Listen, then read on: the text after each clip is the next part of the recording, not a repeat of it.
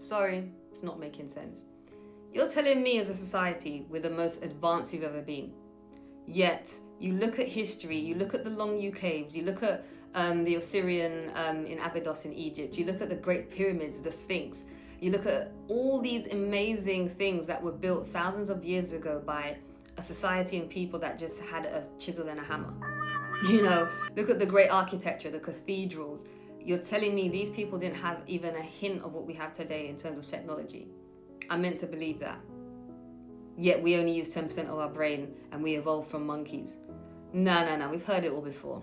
This is the reason I started my new podcast called Heard It All Before. We're going to challenge the status quo. We're going to question things. We're going to discuss theories.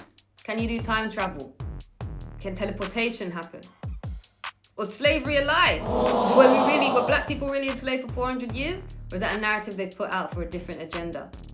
Where's things going right now, the current market in terms of property, in terms of financial status? What's going on? Is fiat currency going out? Is cryptocurrency coming in? Is AI a big distraction, or is that the next big thing? I'm going to interview people and they're going to share stories that you've probably never heard before. So heard it all before? It's a paradox.